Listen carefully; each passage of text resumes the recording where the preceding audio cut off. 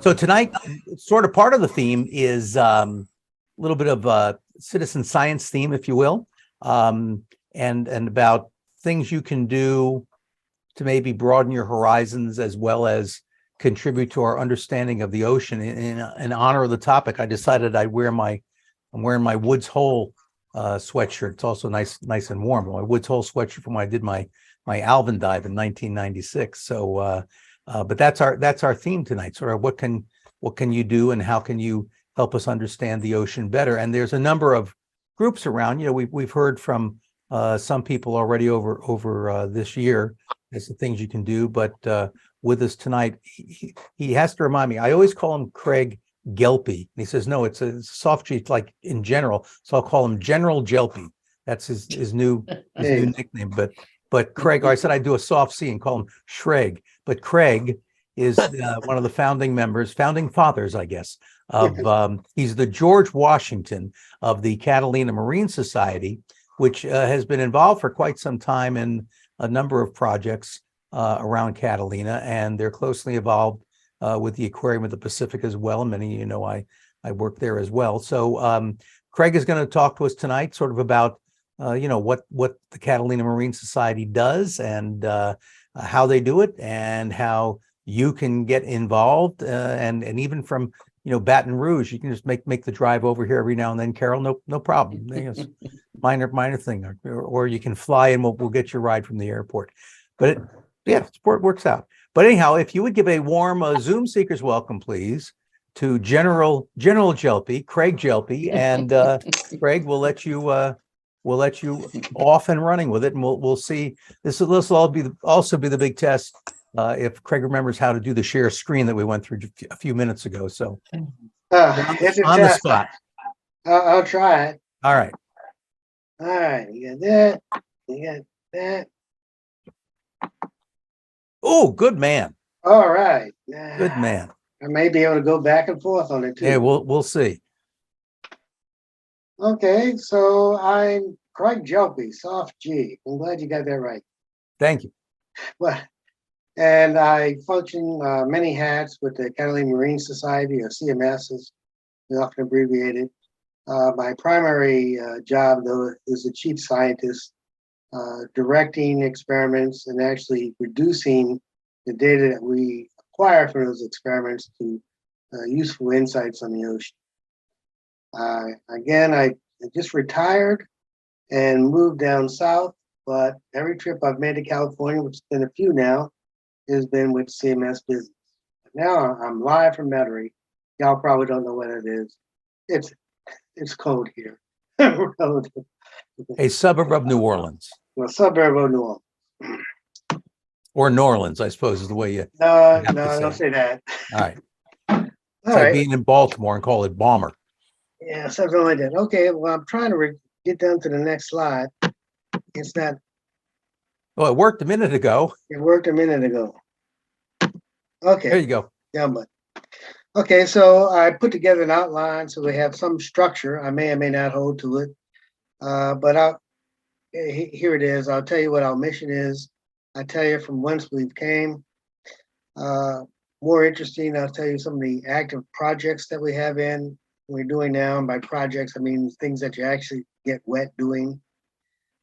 People want to know where we get our resources from to do these projects. I'll touch on that. I'll mention our partners, which are many, and allow us to do the things we do. We do have society in our name, and I think meeting people and enjoying other people's company while you're working with them is a very important part of what we do. And then we go to accomplishments, and that's all important, because if we didn't do that, except for the societal part of it, why exist?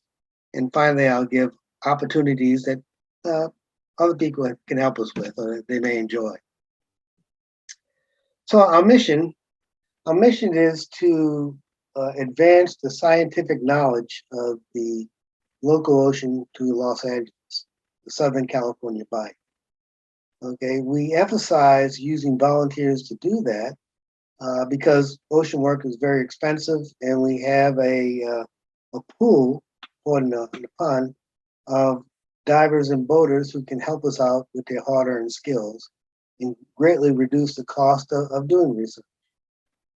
And along those lines, we can also promote and facilitate, distribute studies by professionals and others, and distribute those insights into the workings of our local ocean, which I think people will find very interesting. So our history is initially work was undertaken by the Catalina Conservancy divers. The Conservancy divers were a support group of the Catalina Conservancy, the people that own most of the island, and I'm sure everybody's familiar. The Conservancy divers, when they, I'm not sure the initial history of it, but they took diving very seriously and they wanted to do studies of various things, support the people at the Wrigley Institute of Environmental Studies, etc. So they were an active group who were able to use the facilities at two harbors in order to do some diving into and assist the professors there.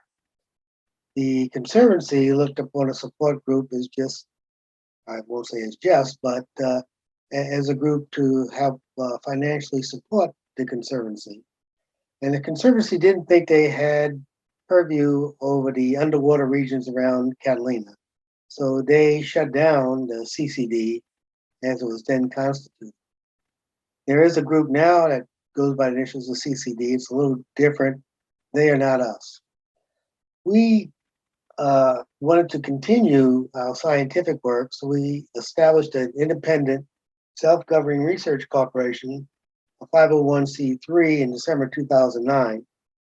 And we're still in good standing with the state of California and the US government regarding tax exemption status and exemptions from taxes of contributions.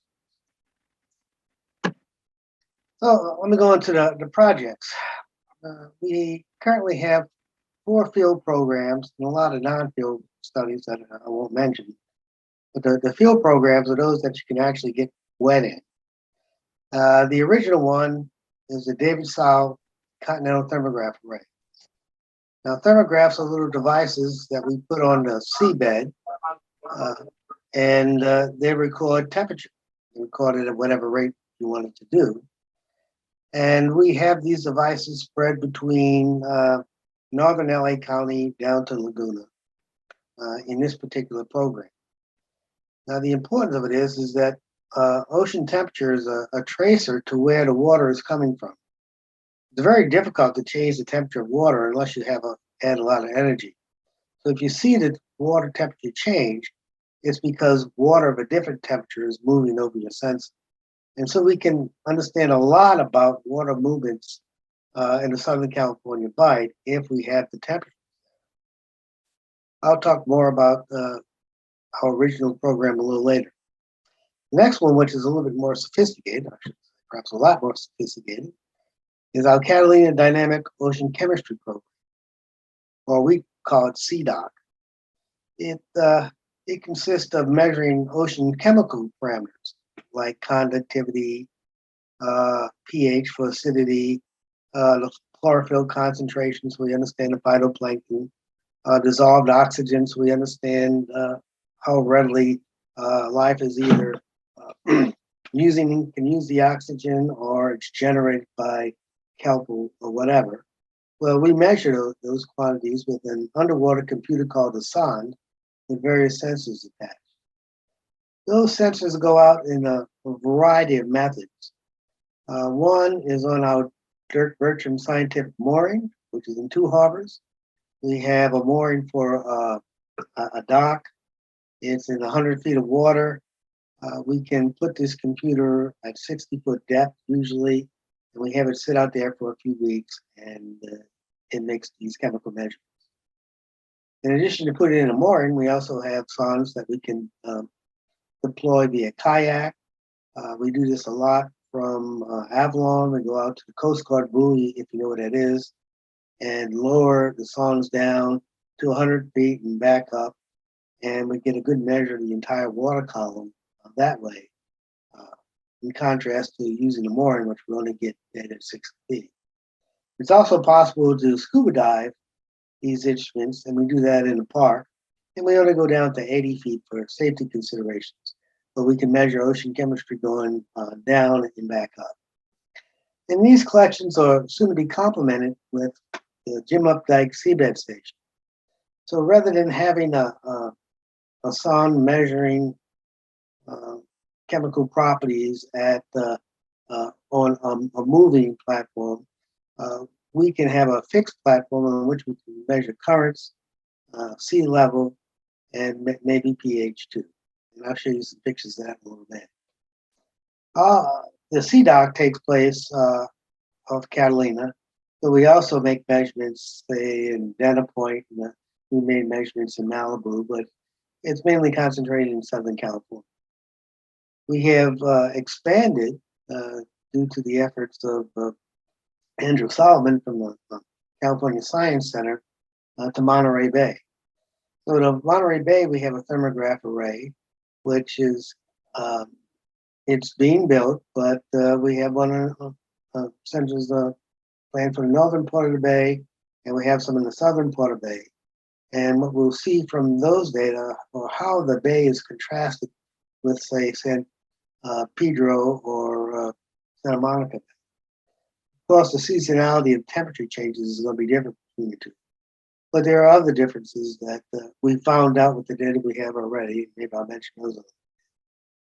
And then finally, our last field program is the remotely determined ocean conditions experiment, where we try to find wave conditions using a commercial camera, which will ultimately be programmed such that you can image the ocean with a little video, and out through the viewfinder is going to come wave heights, wave directions, currents, perhaps chlorophyll content, etc.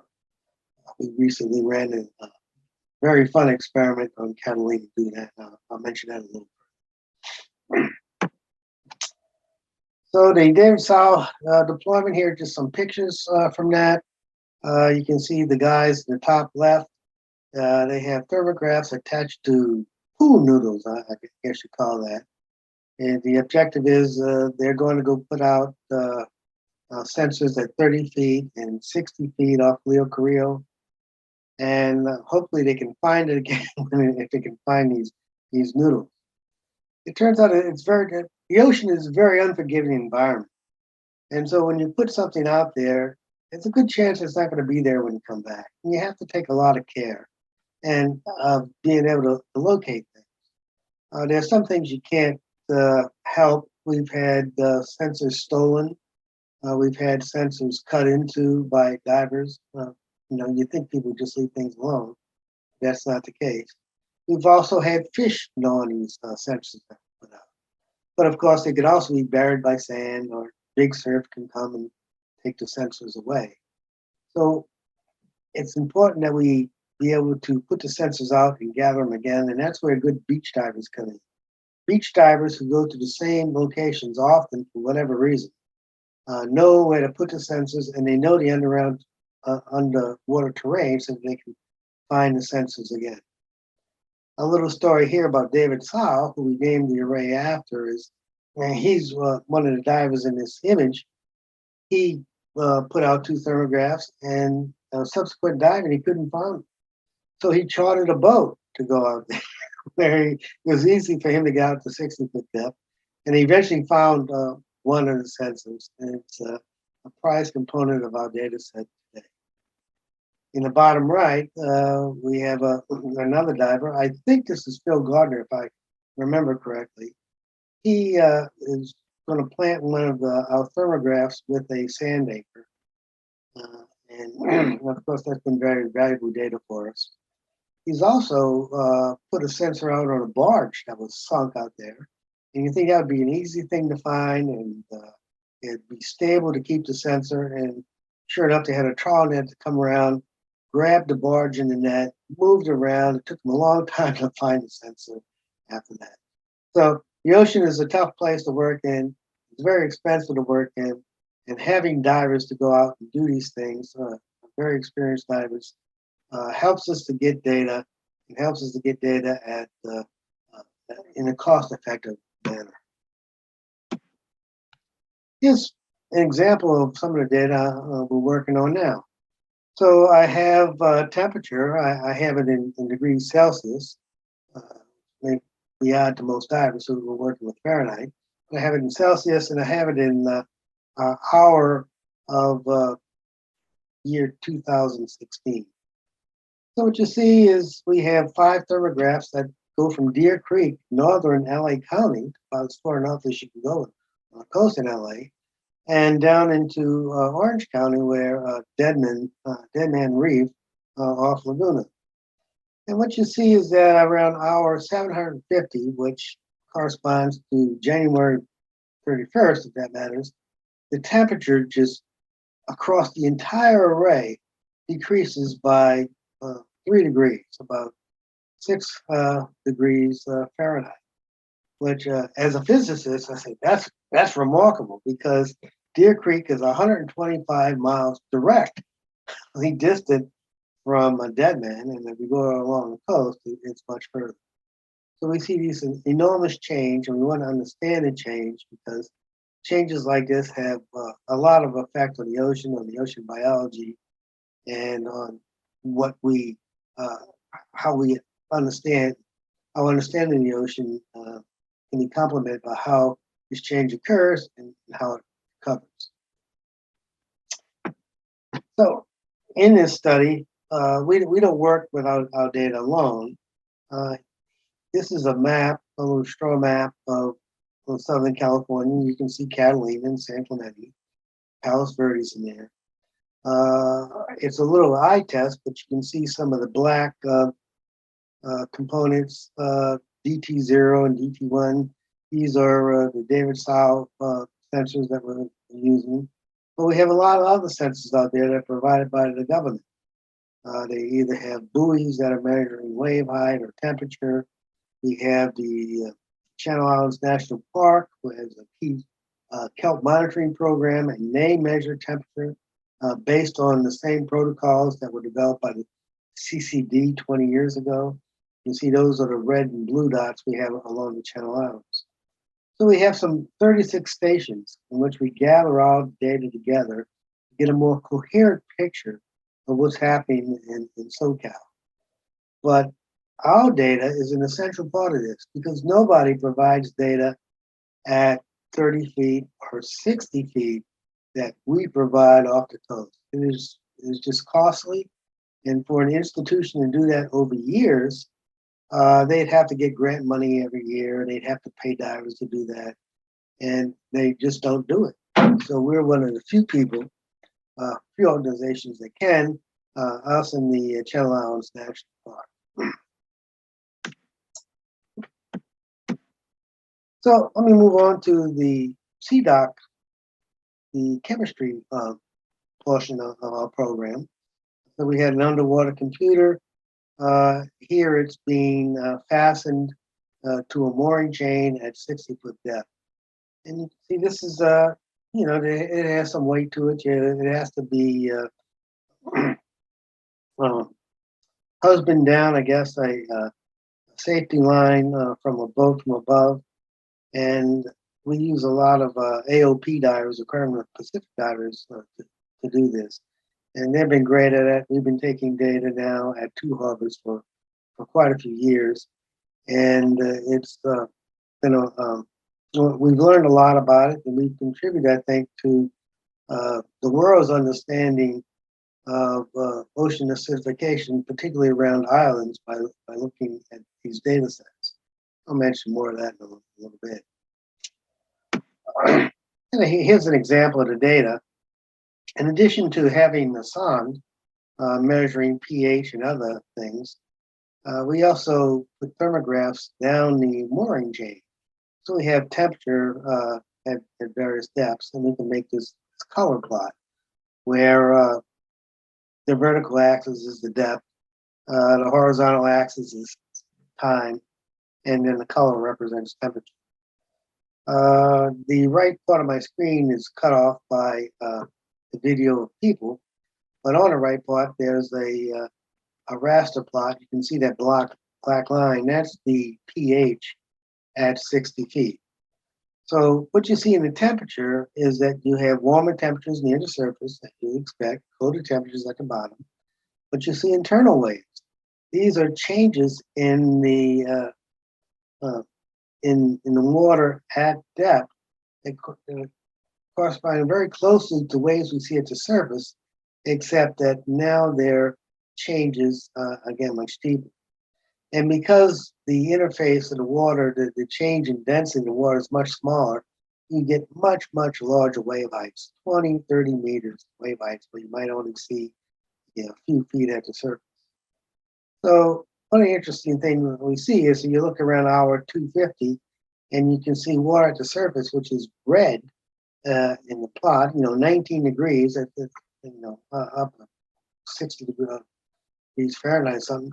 It comes all the way down to depth at 30 meters, almost 100 feet.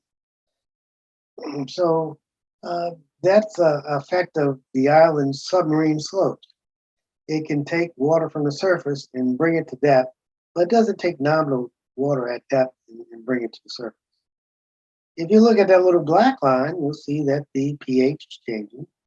Now, when the pH goes up, it means the water becomes less acidic. When the pH goes down, it becomes more acidic. And what you see is wherever we have temperature changing and getting higher, the water becomes less acidic, and and vice versa.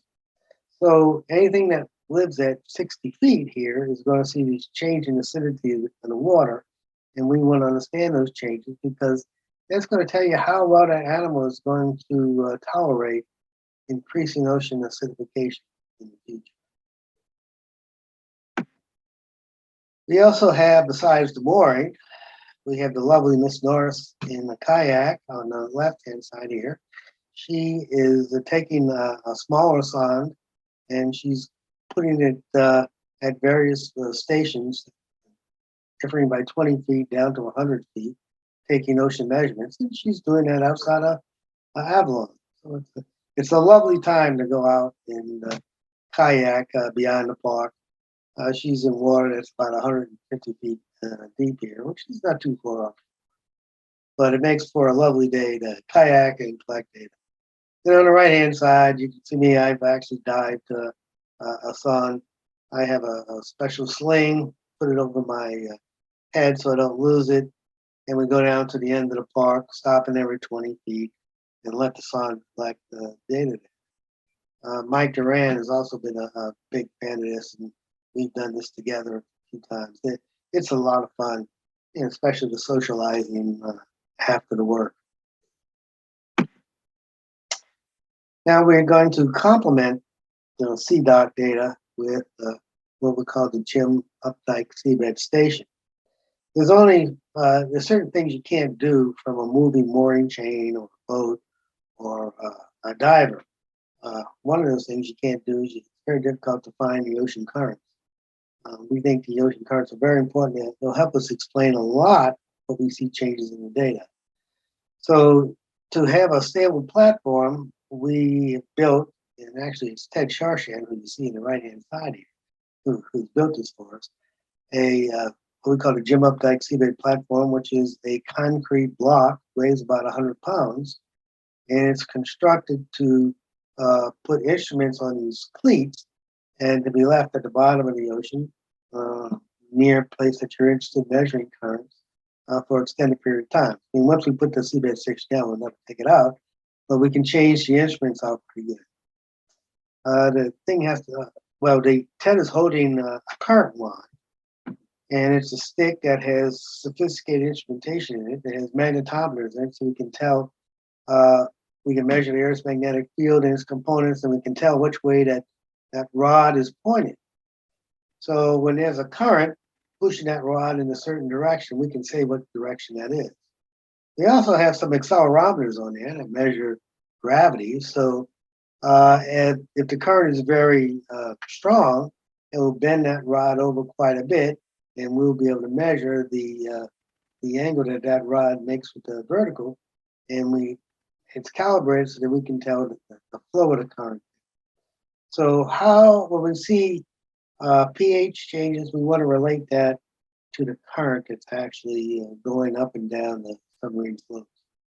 And this is specially constructed to be non-magnetic, so our magnetometers work constructed so that we can take divers using gloved hands can easily replace the instruments. And this should go out fairly shortly to complement our other instruments that we have. Of course, it's diving. Diving's always fun, and the people that are going to do it are really looking forward to having a good time placing the instrumentation. At top of your head, Greg, what's the strongest current you think you've ever seen there or measured? Strongest current? Oh, couple knots. The reason I ask is people are always saying, I was in this current is 10 miles an hour. I said, no, really, it wasn't quite that strong. No, it's couple knots, and then it was difficult to swim against. Or actually, I called a dive there because that's a little too strong. You don't want to be washed away. But generally, anywhere if you buy the park, the currents are usually very mild. So it's a nice place to dive from that point of view. Again, I mentioned our Monterey Bay thermograph project. We have several sites established. One at Monastery Beach, that's a famous dive site, famous for being dangerous. I'll talk a little bit more about that. And the other is Breakwater Cove. So anybody goes to Monterey is going to see the breakwater area. And we have thermographs at 30 and 60 feet off the cove there. And I think we'll have one shortly at Santa Cruz Beach. So we'll be able to see how the temperature changes, modulations in the temperature in the bay correspond to temperature changes in SoCal. We've already seen quite a difference. So it's exciting stuff to work with, but we still have years of data to collect. Again, this would be very expensive to do if you had to pay divers to go down and do it. Here's some work done at Monastery Beach. You can see this maybe Andrew Solomon has a marine drill, drilled into the rock, put some mount for our thermographs with some epoxy in there. And also he has signage so that anybody else comes across it knows that we have the appropriate licenses to put sensors out in the bay. Now, when we apply for these licenses, particularly from the California Department of Parks and Rec, they were interested if we could determine wave direction, wave heights with our instrumentation. So they were particularly concerned about the danger at Monastery Beach. At Monastery Beach, a lot of people have drowned, either divers who were caught in treacherous surf conditions, sleeper waves, or what have you, or people just on the shore. Sleeper waves have grabbed them. So I've counted 16 deaths at Monastery Beach, and it's certainly concerning to the California Parks and Rec. So they want to understand the wave conditions at the beach. So it's possible for us to put down sensors that will tell us the wave conditions. That is also a costly manner to put down a number of sensors and have divers do that. And you always run the risk of losing. So we're developing another method to be able to determine wave conditions. And that's our CDOC operations. Again, remotely determined ocean conditions. Again, the objective is to have a camera, shoot some video, do some processing in the camera, and out it tells you the ocean wave spectrum, its height, where it's coming from, and maybe a bunch of it. So in May, we planned an experiment in May. We went out in May to actually do that. You can see the lovely Miss Norris again. She's has binoculars and the camera behind her. She and I were situated on Chimes Road, where the arrow is pointing, but the casino. And we were imaging the edge of the park where we were having instruments down to actually measure wave height. So Sean and Ted were our divers there. And they successfully put out the instrumentation, and then we could image the waves from above. as the instrumentation was recording waves from below. Again, the hazards of working with the ocean is that, you always got unforeseen things coming up. And as the divers were swimming out, instruments attached to their belts, the kelp must have snagged one of them and ripped the instrument. It was a water level gauge off the belt, and it went to the bottom. The divers went to the position that they were supposed to go, and they were without a water level. What the water level meter does is tells us the height of the water above the sensor, and that height changes as waves go over it, so we can tell the height of the waves. Fortunately, here's a current meter that was planted there in the park. You can see it's leaning slightly, responding to the current. And then here's a frame of the imagery we have in there, which is the edge of the park. And the divers are down there measuring the current at the time. We were very concerned that we lost our meter. Couldn't tell the height of the waves. We were putting out the word. Other people heard that we lost some instrumentation, and some nice divers at the park found it and returned it to us. And because we had already mapped the area from the dive steps to where we were going, and the water level meter told us how deep it was, we could figure out where the water level was, and then we'll be able to use that data now in this experiment to test our algorithms to see if we can tell the height of waves just from the camera imagery alone, without using any stuff that's actually in the water. So how we do all this? Well, we do get donations from individuals. Mostly our money comes from grants from foundations. There are an awful lot of foundations out there, and we have sort of a unique niche of how we collect data, what we do with it, how much we've done with it, and that resonates with foundations wanting to see action with their money, I guess. So the instrumentation that we have, our philosophy is let the diver dive, let the boater boat, let the instruments tell us what those guys actually did, so they don't have to be technicians. So essentially, our instruments tell us what depth the divers put things at. We just have to trust them and they give us the right coordinates. However, when we did an audit about 10 years ago about what it costs to actually do things, it turns out our largest contributions were in kind. So a diver, he has to pay his gas to the beach. He has to pay for his air. He puts in a certain amount of time. You can see a dive could cost several $100s when you add it up, like you could pay somebody else to do it. And we have hundreds of dives collecting data. Same thing with boating activities. We have boaters go over to Catalina. Well, just the cost of fuel to go to Catalina is very expensive. Boaters are donating that to us. And then, of course, there's the analytical science behind this, but there's a lot of hours, and that'd be very expensive. So when we did the audit, we had $50,000 worth of in-kind contributions, and maybe we were using $10,000 worth of instrumentation. So the real resources come from our volunteers, giving us their expertise and their costs to actually get in the water and do things. We have a lot of partners. Of course, Ken already mentioned the Aquarium Pacific.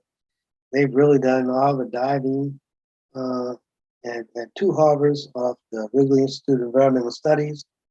California Science Center also puts out thermographs in Southern California, but they've been responsible both for championing and maintaining our array in Monterey Bay. And that goes with the University of California Santa Cruz too. They contribute diving safety officer to that cause. Channel Islands National Park, we worked with them in the past. I showed you that they've given us a lot of data now. They've been a big contributor to what we do. Hundreds and hundreds of dives by many people in the Channel Islands contributing to the data that we have. We worked with UCLA. They had a deep water mooring off Malibu, 4 kilometers off Malibu, and we were the chief analytical engines looking at their data. Antelope Valley Dive Club, who maintains our thermographs at Deer Creek. They've been doing this for many years. Again, it's a fun project for them. It's essential data for some of the things we do. And we've worked with NASA, University of Southern California. The Ocean Institute at Dana Point has provided us lab spaces off their dock where we go there to calibrate our sondes, and we also take ocean chemistry measurements in the harbor there. And we certainly have other partners too, but there's a wide range of large institutions that work with us that allow us to do work, I would say fairly important work. So some of our accomplishments. Some of these are technical. I'll go into them a little bit. But one of the things we did was we actually measured what's called a vertical eddy diffusion coefficient. Now, this is an important parameter in climate dynamics and ocean biology. The eddy diffusion coefficient allows you to calculate how fast things diffuse in a vertical direction. And this is very important in the ocean. For example, if you dive in kelp forest during the late summer, you have the eddy diffusion coefficient is such that nutrients can't get from the seabed to the kelp. The kelp begins to look pretty sick. But that's because of the particular value that the eddy diffusion coefficient has. We've also looked at unusual things. There's a chlorophyll enhancement at San Nicolas Island. We sort of discovered this simultaneously with the researchers at Scripps. I'll show a little bit more of that next, or coming up. We've looked at the internal wave environment at two harbors. That's important because two harbors, being the location of the Marine Lab, USC Marine Lab there, is the site of a lot of experiments. So it's good to understand the oceanographic background in which these experiments take place. And one of the unusual things about two harbors is that you got the isthmus there. And if you've ever been diving there in the afternoon, man, you got a howling wind coming across the isthmus. You'll see breaking waves being generated between you and the shore. And that contributes to changes all the way at depth. And so it's a very complex environment, and we've been understanding a lot of that. And then there's ocean acidification at Catalina. What we're finding because of the slopes, submarine slopes at Catalina, that it tends to be less acidic compared to open ocean areas. So it may be what we call a refugia from ocean acidification expectations of how the ocean is acidifying in the future. So this is again looking at some of the data. This picture was actually of about 20 years ago. I think that's me and Ted Sharshan looking at where thermographs were being placed by the Catalina Conservancy divers. They actually there's one in this pipe. It was put there so that they locked in, people couldn't steal it, and it wouldn't float away. But we have data at, as the chart shows, at 4 different depths. It was done at 4 or more positions around the island. It was taken for 10 years. So that's a lot of diving, awful lot of diving over the time.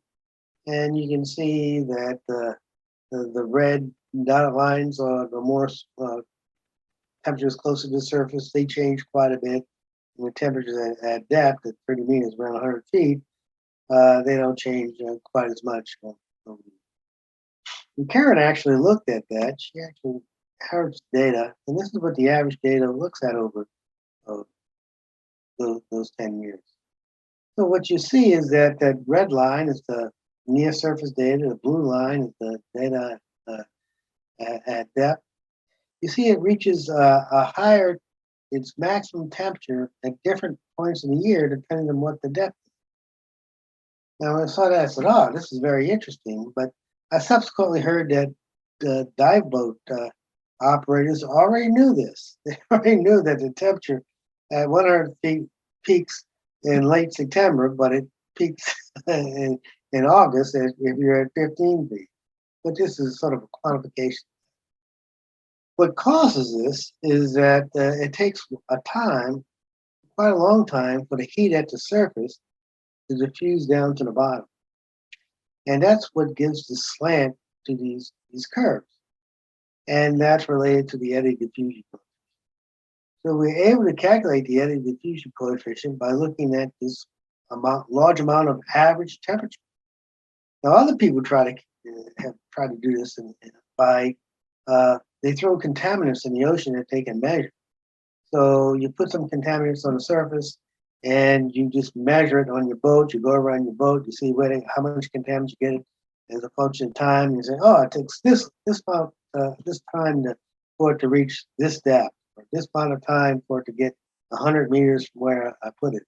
It's a very expensive operation. Boat time is always expensive. And here we did with volunteer divers, maybe, I don't know, many tens and hundreds of dives, we were able to get this virtually for free. So this is a good example of the things we try to duplicate in terms of effort, the Catalina Marine Society using volunteers.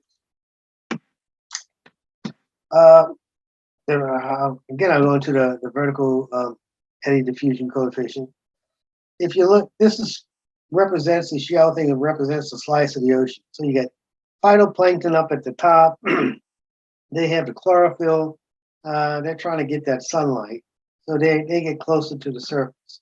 You get things that eat them, and you get things that eat them, ultimately fish or whatever. They die. They have all these nutrients in them. They die. They go down to the bottom. They sink down to the bottom. Bacteria eats them up, releases the nutrients. So you have the nutrients concentrated at the bottom, but the things that need the nutrients are up at the top. So eventually you have such a concentration of nutrients at the seabed that it diffuses up to the top to feed the phytoplankton. And you want to know what that diffusion rate is. Now, diffusion in the ocean is sort of a strange thing. It's not molecular diffusion. It's not the molecules just intertwining with each other. It's parcels of water, which have a certain amount of nutrients, moving up and down. That's where the mixing is, and it changes the rate of mixing.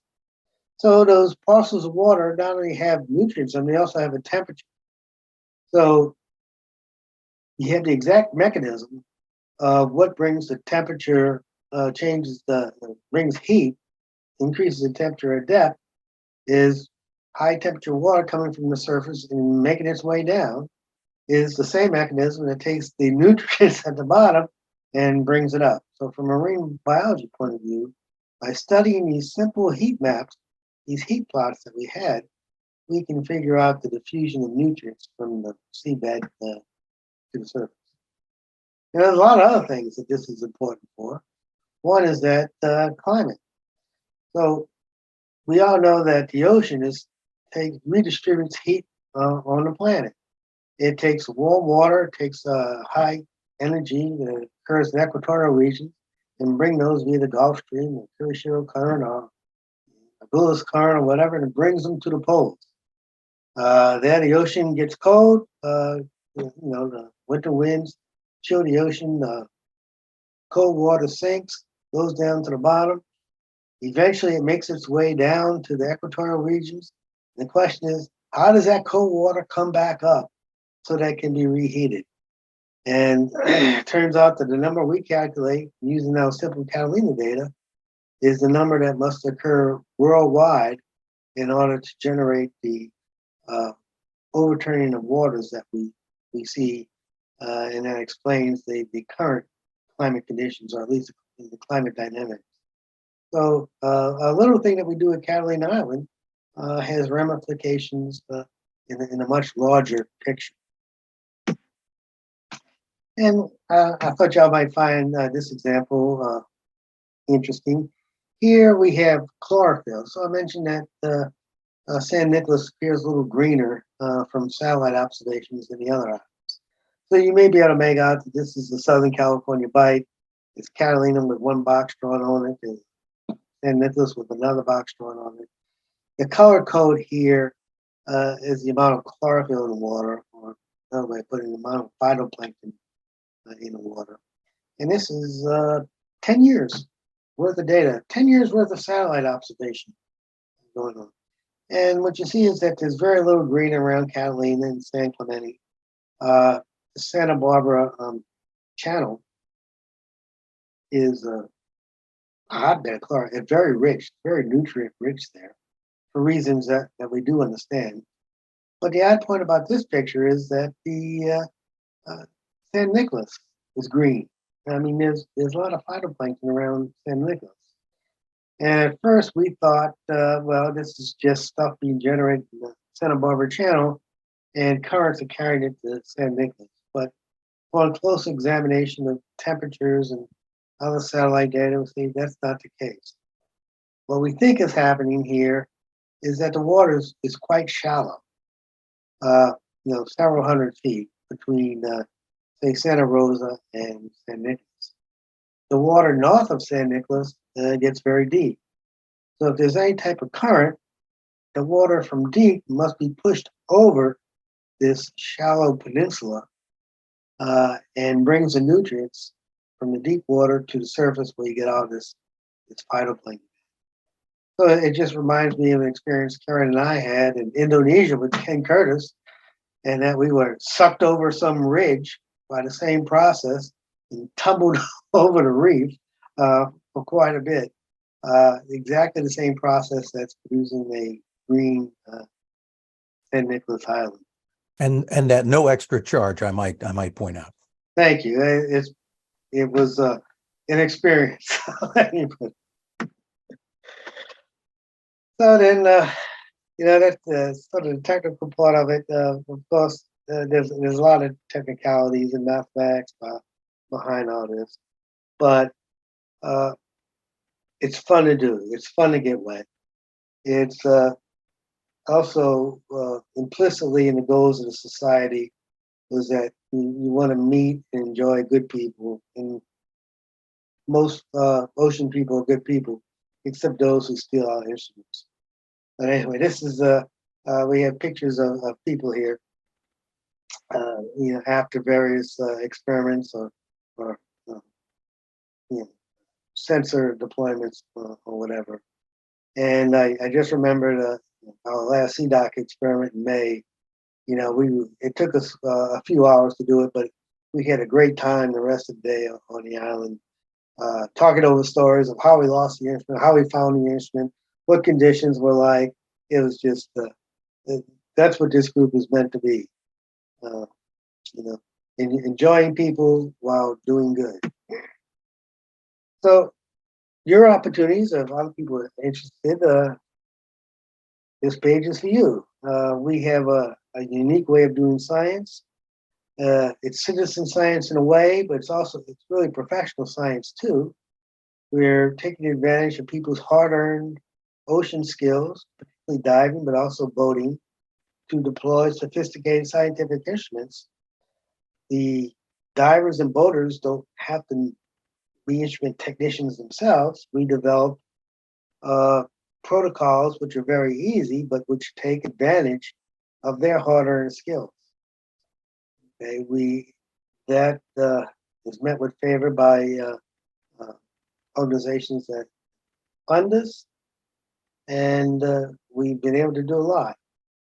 But we could always do more. So anybody wants to help us via diving, boating, grant writing, we could certainly do a lot more. I think it'd be very easy to get more money if we had time to write the grants. Doing photography, doing number crunching, mentoring students, networking, fundraising, public relations, videos. There's a certain amount of lab work if you like to do that. We have a website. You're nothing if you don't have a website. You always have web help. There's programming to do it. There's a lot of things to do. And if you're interested in volunteering, we'll find something that you like so that you can contribute to the organization. So let me just sum up, with some forethought, meager budget, have some motion skills, a little dedication. Catalina Marine Society makes considerable contributions to our understanding of the local ocean. increases awareness of ocean issues.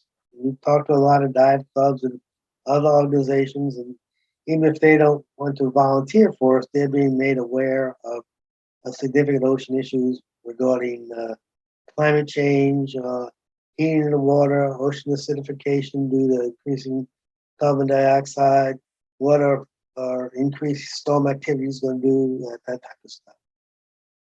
So we do that, and we promote camaraderie among ocean lovers. And so from that point of view, it's a great organization. So thank you for listening, and I can take some questions. So the first question I'll have is, can you hit the stop share? And that'll get us the screen back. Yes, I can hit that. There we go. Very good. Now, if you all will give him the traditional Zoom Seekers round of applause. And the tradition, Craig, is I get the first question, then we'll open up to everybody else. So for someone who wants to help out, it's sort of a twofold question. Are there any basic certification level or number of dives that they have to help you out? And whatever that is, then who would they contact about saying, hey, I'd like to work with you? There is an informal process. For instance, if you want to put out a thermograph, we have to feel certain that you're going to get that thermograph back to us. Okay, so you have to tell us, yeah, this is what I'm going to do. I'm going to put it here. I've dived here before. I know what I'm doing. And then, it's just sort of a gut feeling. Do we think you're going to do it or not? Do we think you're going to be a hazard to yourself or not? But there's nothing formal. We're not a dive organization. And, it's just legally, we don't want to be a dive organization. We'll just give you an instrument and say, give it back to us in 6 months. However, we understand there are dangerous activities, and we wouldn't give an instrument to someone who feel like couldn't do the job. If you're diving in a marine reserve off two harbors, yes, there are you have to be a scientific diver to do that, and there's a lot of work to do to get certified, either through the aquarium or through what's happening at Weiss. But that's there. Just diving off of Malibu, you're diving off of Malibu. Okay. And I'll ask you to pull the lid on your laptop down a little bit so you'll be less, where's Waldo? There we go. Sean, I'm just guessing, since you unmuted, you have a comment or a question. Oh, no, I had been clapping. Oh, well, okay. I'm just put you on the spot. But I will tell Sean, you're on the board of directors as well, right? Yes. Or Catalina Marine. Well, actually, we will put you on the spot. Just tell us how you got involved and what has your experience been? Like Craig said, it is about the camaraderie and learning something new. I'm definitely the least of the scientific minds going into it, but it's taught me a lot, and it's just great getting out there. And we got Mike Duran on the call. I know Mike's on the board too. So Mike, I'm going to put you on the spot as well and have you unmute and just say sort of same question. What draws you to this, and why do you like doing this stuff? Well, I personally had an undergraduate degree in marine biology and was involved with Catalina Conservancy divers for many years. And Craig and I were on the board of directors at CCD at a time when we were realizing there was a problem that data was not getting evaluated. And ultimately, when the Conservancy decided they didn't want divers diving in their name, I was one of the founding members with Craig to form an organization that could actually promote citizen science and also help get some of the data analyzed. And we've come a long way, gotten several papers published, and Craig is working away, and his work is probably going to increase now that he's retired. And I'm just kind of not really the scientist. I'm just somebody who likes the idea of promoting citizen science and being involved in an organization that's doing something, and it's getting me still connected to the ocean and diving. Cool. And actually, you bring a good point, Mike. And so, Craig, sort of back to you. What does happen to the data? So, you get all this lovely data, you make a beautiful graph, Where does it go? What is the practical application? If any. Well, in science-wise, all the what we do gets published. We publish quite a few papers. Everything I talked about, the vertical editing diffusion coefficient, that's been published. The paper with the sort of big dip in temperature, that's in preparation. That will be submitted. The last ocean acidification in Catalina, that's been published. So what that gets ideas out in the mainstream and influences the way other people work it. Okay. And sometimes we don't see the results of that. But we can do a literature search to see who has referenced our data. And when we do that, it's amazing the different areas of science, from paleoceanography to people working fires and the debris going into the Santa Barbara Channel. It's amazing how when you put out an idea and you verified it with data, how that influences other people's thinking in ways that you never thought possible. And we're also looking at, one of the things is I mentioned ocean refugia. When we go and cite marine protected areas, in the future, we're going to want to look at, well, what's going to be least susceptible to ocean acidification? Well, we may want to look at places where there's submarine slopes in which the process I talked about reduces acidification there. So we know people are interested in these things. We get questions at it. And all our data is available for people to take it. And a lot of people look at our data. Scripps is setting up an array similar to our David-style continental thermograph array based on what we have done. So the idea is get out there. Cool.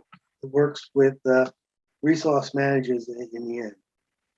Well, because I know the first thing I was wondering when your chlorophyll graph that showed the green stretching down from the northern Channel Islands to out to San Nicolas. My first thought was, oh, well, does that help explain all the whales in the area? That you get whales in there because, they want to go through there and eat all that stuff. I mean, sometimes it seems like you can make as simple a connection as that, in addition to, well, a 2-degree change in this, that, or the other implies a 4-degree shift in this. And, that means the stock market will go up. No, I think you're exactly right. It could be there's more to eat there. The biologists are probably interested in that fact. Cool stuff. Craig and Karen do a lot of the data analysis of stuff, and they're not just analyzing data that we're responsible for collecting, but other sources of data. To me, one of the most fascinating things was when some thermograph data that Ted Sharshan had collected over a period of time from Shaw's Cove was correlated by Craig with wind data, and showed a correlation between Santa Ana wind events and upwelling that was evident in the current. And a paper resulted from that. So we're doing stuff. No, that's great. And I mean, I think that's a great point too. There's the 2 points you make there. Number one, a lot of times to get these discoveries, and I talk a lot of times about people take a global view of things. So you can't go out one weekend and solve the mysteries of the earth. It takes 10 years of data or whatever. And now you see the patterns and you see everything else. And sometimes you have someone over here that does something and someone over here is doing something else. And they go, oh, when we put these two together, it tells us something totally different that maybe nobody thought about. They're nodding silently. I can see the heads bobbing like, because No, that's true. And it gives you a little boost, just a little high when you think you made this connection. I understand something, or somebody else is taking our work and understand it. It's very pleasing. Well, and it is one of the, I think the conundrums with doing science, and we've talked about this. I mean, I think we've all talked about this, back and forth as well as we covered it in some of these Zoom seeker meetings that, do you want to go with citizen science in the broadest sense that maybe, is data collected by people that won't be exactly 100% accurate, but you get a lot of it? Or do you want to go with, PhDs and whatever, that you're going to get this much data, but it's going to be perfectly accurate? And what gives you the better picture? And usually it's some mix of the two Sure. that can tell you what's going on. And that's the value of what's what there. So Craig, to go back to my original question to you, if somebody here wants to get involved, I mean, I know through the Aquarium of the Pacific and through the California Science Center, we're, involved directly with you. But if someone's not a member of those two organizations, they just send you an email, or who do they contact to say, hey, here's what I've got. How can I get involved with you? Yeah, so typically people will send us an email and we'll ask, what are their skills? What do they want to do? Are they divers? A lot of people are divers. Are they number crunchers? Can they work with students? We try to work with students a lot because we have so much data and we need people to analyze it. COVID has really cut into that, but we have worked with a lot of students in the past. We just have to figure out, what makes these people happy, because they're volunteers, and what's their skill level. Where can they contribute in a way that they're happy and it is of value? And everybody's an individual, and you just have to, work through that to see where the value is. See, one thing I'm going to get you is media training, because I'm trying to get you to say, here's the email address or the phone number that you should go to let us know. No, I didn't put that down. I'm sorry. Yeah. Yeah, we had CatalinaMarineSociety.org is the website. Okay. You can email me or Karen or Mike or Sean. And there's an email contact number on the website. There is, and you Okay. can get info. So we yeah. And Kaz just asked if there's a Facebook page. There is, but Right. we don't pay a lot of attention to it. We have our own website going, and there's data portals where data can be retrieved, and it's a work in progress. But people Well, can we have access permission the now, data don't that we? we're talking about. Do we have permission now to do the Facebook page, to update it? Yes, we do. Okay. When I think Sean's adopting a project here. No. Ken, when Jem passed away, sadly he had all the passwords and stuff for Facebook, and we've struggled to get past that, but I think we are now. Yeah. One of those weird things with Facebook again. Yes. It's like I tell people, if Facebook told me I didn't have permission to stream to my own website, my own sites tonight, I don't know why, but I'll figure that out down the road. All right. Any either Craig or Mike or Sean, any last words of wisdom for the crowd here? No, The thanks for silence is listening. deafening. Go ahead, Mike. Oh, just thanks. Oh, very good. Well, look, hopefully you guys can, those of you watching, Carol, I know it's a schlep for you, but maybe there's something local. Craig, you could start a Lake Pontchartrain survey. We Carol, actually drive down already and do that. We actually already have. We do a similar thing. I've done a similar thing with my high school in the area. They put out thermographs off the causeway. The causeway is the longest bridge in the Yeah. world, so you could go 9 miles out, get 4 away from, and put out thermographs. A little bit of the story is they did on one of the turnarounds. A hurricane came and knocked the turnaround off, so that there was no. After these guys got all the permission from the Causeway Commission to put out the thermographs, a hurricane came and isolated the thermographs that they had on this road structure that you couldn't get to. They eventually had to take a long boat ride. Yeah, but they did. And find it. So we do that in the Pontchartrain too. Very good. Very good. All right. Well, once again, the traditional Zoom seekers applause there. Thank you very much, Craig, and with the adjunct of Sean and Mike there as well. So I have good news and bad news for the next one is December 13th. It was going to be Doug Schloss, who's a photographer friend of mine in Colorado, who sent me a note the other day, who said he's got a conflict now, so we're going to push him back a few months. So the December 13th will sort of be TBA, as in to be announced, but you may well get stuck with me, but maybe we'll do some Indonesia or something like that. So Carol, you can get some of your Indonesia shots ready too, and you can share those as well. But for right now, again, thank you very much. And again, I got to do the soft G. Craig Gelpi, thank you for the Catalina Marines, informing us about the Catalina Marine Society tonight here on Zoom Seekers. Thank you all very much for joining us for the evening. Have a lovely Thanksgiving, because we won't see you before then, and we will hopefully see you in December. So thanks a lot, everybody.